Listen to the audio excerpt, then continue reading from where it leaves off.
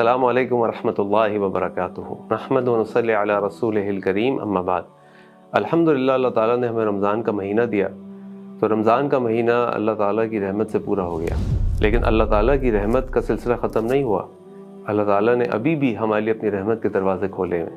اللہ کے نبی صلی اللہ علیہ وسلم کی حدیث آپ نے فرمایا، من صام رمضان، جس نے رمضان کے روزے رکھے، ثم اتبعہ ست من شوال، اور پھر اس نے شوال کے 6 روزے رکھے، یعنی شوال کے مہینے میں 6 روزے رکھے، کانا کصیام الدہر، گویا کہ اس نے پورے سال کے روزے رکھے۔ اور ہم سب جانتے ہیں کہ اللہ تعالیٰ نے سورۃ انعام کی آیت نمبر 160 میں اپنی رحمت کو ملٹیپلائی کرنے کا فارمولہ ہمیں دیا ہے۔ اللہ تعالیٰ فرماتے ہیں، من جاء بالحسنۃ، جو کسی نیکی کے ساتھ آیا، فلہ عشر امثالھا، تو اس کے لیے اس جیسی 10 نیکیاں ہوں گی۔ تو جب ہم نے رمضان کے 30 روزے رکھے تو یہ ہو گئے 300 روزوں کے برابر، اور جب ہم نے شوال کے 6 روزے رکھے تو پھر یہ ہو گئے 60 روزوں کے برابر۔ اس طرح پورے سال کے روزوں کا ثواب ہمیں مل جاتا ہے۔ اب اس شوال کے روزے کے بارے میں کچھ لوگوں کے ذہنوں میں سوالات اٹھتے ہیں۔ سب سے بڑا سوال یہ اٹھتا ہے کہ اگر کسی شخص کے رمضان کے کچھ روزے کسی بھی وجہ سے رہ گئے ہوں، شرعی عذر کی وجہ سے، تو پھر اس کے لیے کیا بہتر طریقہ ہوگا کہ وہ پہلے رمضان کے روزے پورے کرے اور پھر شوال کے روزے رکھے، یا وہ شوال کے روزے رکھے اور پھر رمضان کے روزے بعد میں رکھ لے؟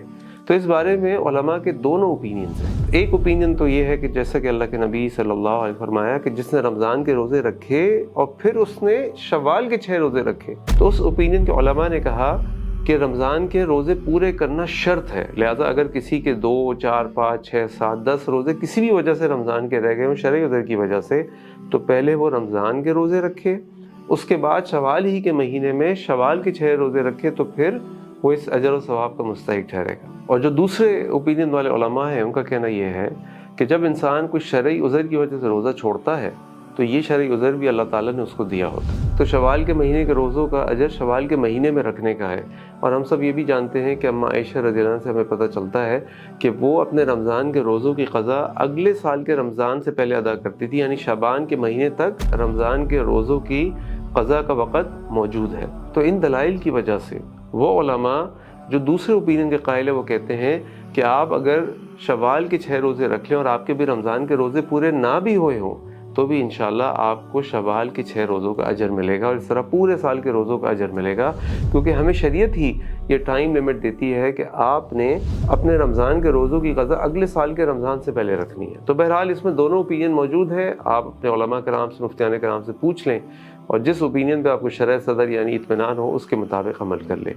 دوسرا سوال اس میں یہ اٹھتا ہے کہ بھئی میں نے اگر رمضان کا کوئی روزے کی قضا ادا کرنی ہے تو کیا ایسا ہو سکتا ہے کہ میں ڈبل انٹینشن سے کر لوں، یعنی میں شوال میں رمضان کے روزے کی قضا کی نیت بھی کروں جو کہ فرض روزہ تھا، اور میں شوال کے نفلی روزے کی بھی نیت کر لوں؟ تو اس کے بارے میں علماء کہنا یہ ہے کہ ایسا نہیں ہوگا۔ فرض روزہ اپنی جگہ ایک حیثیت رکھتا ہے اور اس کو انڈیپینڈنٹلی فرض روزے کے طور پہ الگ ہی رکھا جائے گا۔ تو ایسا نہیں ہو سکتا کہ آپ رمضان کے روزے کی قضا بھی کر رہے ہوں اور ساتھ ساتھ آپ شوال کے روزوں کی نیت بھی کر لیں اور پھر آپ کو دونوں آپ کے کام ہو جائیں۔ تو ایسا کرنا علماء کے نزدیک جائز نہیں ہے۔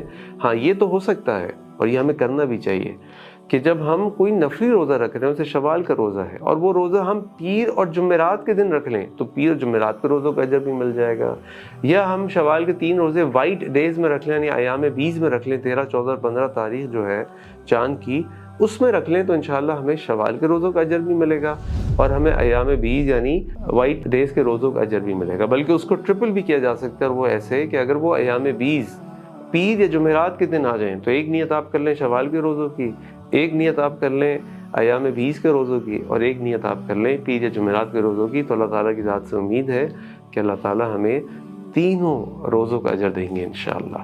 اسی طریقے سے ایک اور سوال یہ بھی اٹھتا ہے کہ یہ شوال کے 6 روزے ایک ساتھ رکھنا ضروری ہے؟ تو بالکل ایسا نہیں ہے۔ آپ کے پاس پہلی شوال کا دن چھوڑ کے جو کہ عید الفطر کا دن ہوتا ہے اس دن روزہ رکھنا حرام ہے۔ تو اسلام میں پورے سال میں 5 دن کے روزے رکھنا کلی طور پہ حرام ہے، یعنی کسی صورت آپ روزہ نہیں رکھ سکتے۔ ان میں سے پہلا روزہ ہے پہلی شوال کا جو عید الفطر کا دن بنتا ہے، اور پھر روزہ ہے 10، 11، 12 اور 13 ذوالحجہ کا جو عید الاضحیٰ کے 4 دن بنتے ہیں۔ اس کے علاوہ آپ کسی بھی دن روزہ رکھ سکتے ہیں۔ تو جو شوال کے 6 روزے ہیں وہ آپ پہلی شوال چھوڑ کر 29 یا 30 جو بھی شوال کے دن بنتے مہینے کے چاند کے اعتبار سے، ان 6 دنوں میں ایک ساتھ الگ الگ कैसे भी रख सकते हैं इंशाल्लाह, और आपके 6 रोज़े किफ़ायत कर जाएंगे। बस शर्त ये है कि शवाल के महीने में आपने 6 रोज़े आप पूरे कर लें। तो अल्लाह ताला से दुआ है कि अल्लाह ताला हमें अपनी रहमतों के में ढाँप ले और अल्लाह ताला हमें ये रोज़े रखने की तौफ़ीक़ अता फ़रमाए। इसमें एक बड़ी अहम बात नोट करने की ये है कि देखिए अल्लाह ताला हमें क्यों मोटिवेट कर रहे हैं। पहले रमज़ान के महीने में पूरे महीने रोज़े रखे, फिर शवाल के महीने में अल्लाह ताला ने थोड़ी रिलैक्सेशन दी और फिर हमें 6 दिन के रोज़े रखने की तरगीब दी। यानी हम ऐसा ना हो कि जो हमने 30 के 30 दिन रोज़े रखें, वहाँ से हम डाउन होकर 6 पर आएँ, वहाँ से डाउन होकर हम 0 पे चले जाएँ।